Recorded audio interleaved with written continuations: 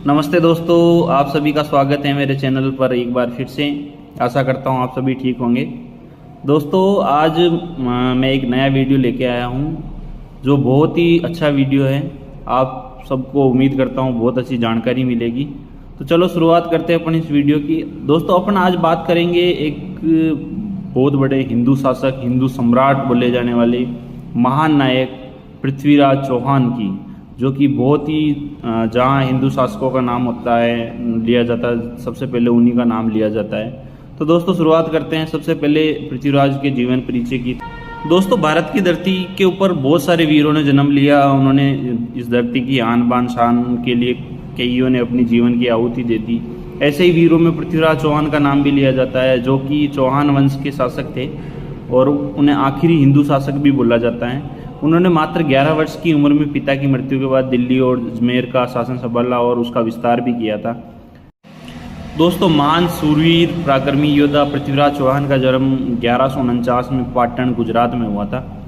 उनके पिता का नाम महाराजा सोमेश्वर था और माता का नाम कपूरा देवी था।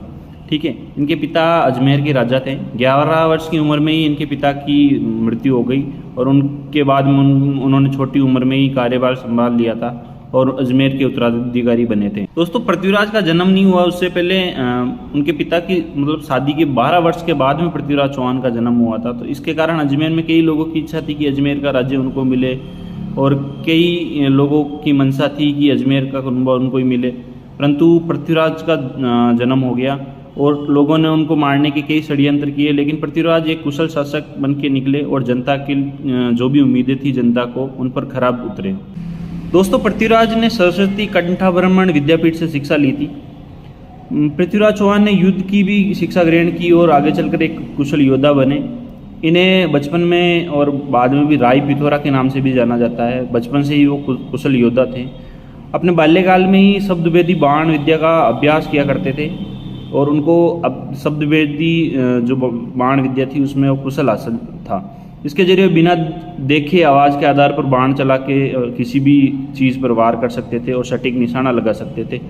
शब्दवेदी बाण विद्या के अलावा पृथ्वीराज चौहान ने संस्कृत, प्राकृत, पैसाची, शोरसेनी, मगधी और बहुत सारी भाषाएं, कुल मिला के 6 भाषाओं को उनको ज्ञान था।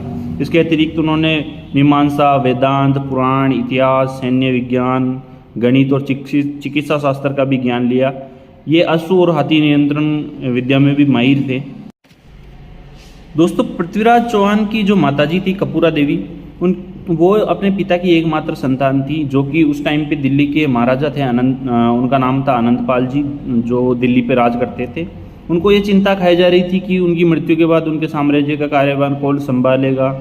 इस प्रकार विचार करते उन्होंने अपनी मृत्यु के बाद पृथ्वीराज चौहान को उत्तराधिकारी बनाने का सुझाव आया। अंगदपाल जी के संतान नहीं थी तो उनके मन में हमेशा विचार रहता था मेरा उत्तराधिकारी कौन बनेगा, चिंता रहती थी। तो उनके मन में विचार आया कि पृथ्वीराज चौहान को उत्तराधिकारी बनाने का सुझाव आया उनके मन में। तब वे पृथ्वीराज चौहान के माता पिता दोनों की सहमति से पृथ्वीराज चौहान को दिल्ली के उत्तराधिकारी बनाने का निर्णय लिया। सन 1166 में अंगदपाल जी की मृत्यु के बाद दिल्ली की गद्दी पर नए राजा के तौर पर पृथ्वीराज चौहान का राज्याभिषेक कराया गया था। दिल्ली का उत्तराधिकारी बनने के बाद में दोस्तों पृथ्वीराज चौहान ने अपने राज्य का विस्तार किया दिल्ली तक। इसके बाद उन्होंने पड़ोसी राज्य तक अपने साम्राज्य का विस्तार करने के लिए चंदेल शासकों को पराजित किया। चालुक्य वंश के राजाओं से भी युद्ध लड़ा और एक कुशल शासक बनकर प्रजा की उम्मीदों पर खरा उतरे। जनता की भलाई के लिए अनेक साहसी कार्य किए उन्होंने, जो कि बहुत ही महत्वपूर्ण थे। दोस्तों पृथ्वीराज चौहान के 13 रानियाँ थी कुल मिला के। उनका नाम इस प्रकार है: जम्बावती, पड़िहारी, पंवारी, इछणी, दहिया रानी, जालंधरी रानी, गुजरी, बड़गू, यादवी, पद्मावती, यादवी, शीर्षवता, कच्छावी, पुंडेरणी, शीर्षवर्ता, रुद्रावती और लास्ट थी संयोगिता गायडवाल। पृथ्वीराज की 13 रानियों में संयोगिता अति रूपवती रानी थी। संयोगिता को तिलोत्तमा, कंतिमती, सजुक्ता इत्यादि नामों से भी जाना जाता है। इनके पिता कनौज के राजा जयचंद थे। दोस्तों संयोजिता और पृथ्वीराज चौहान की प्रेम कहानी बहुत ही प्रसिद्ध प्रेम कहानी है। संयोजिता बहुत ही सुंदर कन्या थी। उस टाइम पे राजा जयचंद जी की पुत्री थी, कन्नौज के जो राजा। वो और पृथ्वीराज की आपसी दुश्मनी थी, तो वो नहीं चाहते थे कि संयोजिता का विवाह उनसे करे, पृथ्वीराज चौहान से। परंतु संयोजिता उनको प्रेम करती थी मन ही मन के अंदर। उनकी तस्वीर को एक बार पन्नारायण नाम से एक चित्रकार था जो कि तस्वीर लेके कन्नौज दरबार में आया था, तो वो तस्वीर देख के प्रेम कर बैठी थी और उनकी वीरता के किस्से उनकी सहेलियों को सुनाती रहती थी।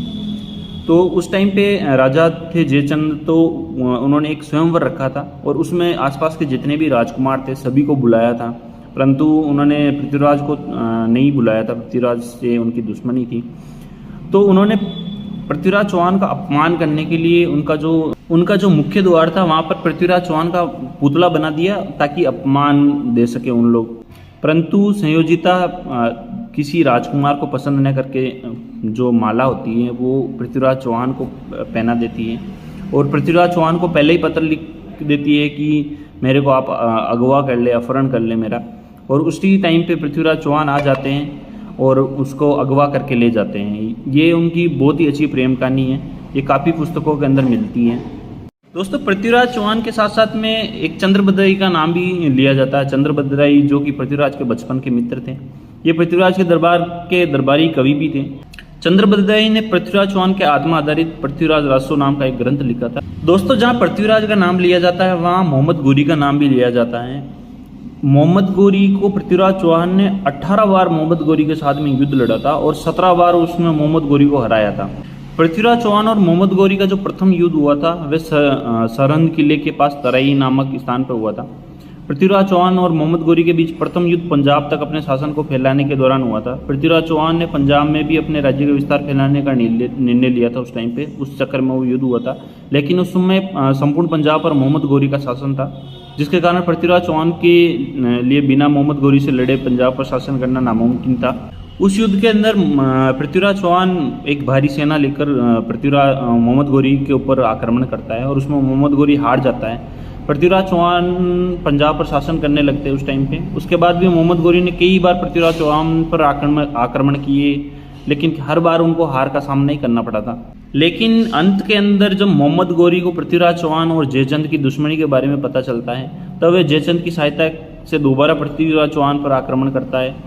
ये युद्ध भी तराइन के मैदान पर ही होता है उस टाइम पे, क्योंकि दोस्तों उस समय संयोजिता के स्वयंवर में हुई घटना के कारण सारे राजपूत पृथ्वीराज चौहान से निराश थे। इसके कारण उस समय किसी भी राजपूत राजा ने पृथ्वीराज का साथ नहीं दिया था। इसके कारण वे अकेले पड़ गए थे उस युद्ध में। ऐसे में पृथ्वीराज चौहान ने अकेले ही 3 लाख सैनिकों के साथ मोहम्मद गोरी का सामना किया था। लेकिन मोहम्मद गोरी की सेना अच्छे घुड़सवार थे, जिन्हें मोहम्मद गोरी की सेना के चारों तरफ से घेर लिया। इस कारण पृथ्वीराज चौहान की उसमें हार हो गई थी। उसके कारण पृथ्वीराज चौहान और चंद्रबद्दाई को दोनों को बंदी बना लिया गया था। जयचंद ने पृथ्वीराज चौहान के साथ में गद्दारी की थी, परंतु उसको उसकी गद्दारी का फल मिल गया था। मोहम्मद गोरी ने जयचंद की हत्या कर दी थी। इसका तरीके से पृथ्वीराज चौहान को हराकर मोहम्मद गोरी फिर से पूरे पंजाब, दिल्ली और अजमेर और कन्नौज पर शासन पा लेता।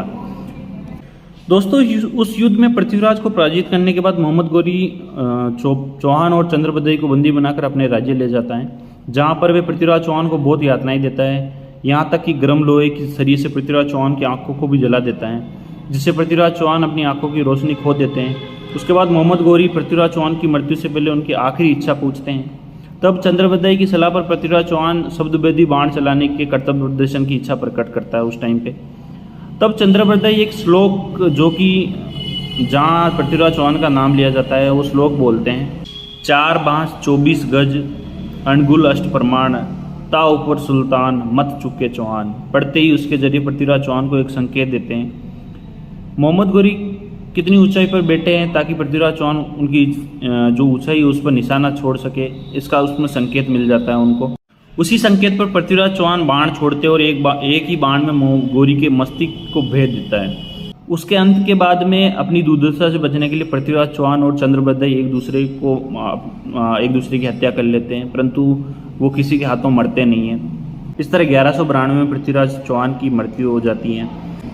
दोस्तों, जहाँ पृथ्वीराज चौहान का नाम लिया जाता है वहाँ हिंदू सम्राटों के अंदर सबसे पहले नाम लिया जाता है। उन्होंने अजमेर के अंदर खूब सारा विस्तार किया, चौहानों का नाम, राजपूतों का नाम बहुत ऊंचा किया। हमें गर्व है कि हम पृथ्वीराज चौहान के वंशजों में से हैं। दोस्तों, इसी तरह से मैं और भी वीडियो लेके आता रहता हूँ, तो आप सभी से निवेदन रहेगा कि अगर आप मेरे चैनल पर नए हैं तो प्लीज़ सब्सक्राइब कर ले तथा लाइक प्रेस करें। इसके अलावा और अगर आपकी कुछ राय है तो कमेंट बता के मेरे को राय ज़रूर दें। इसी के साथ में सभी को नमस्कार, जय हिंद, जय भारत, जय भवानी।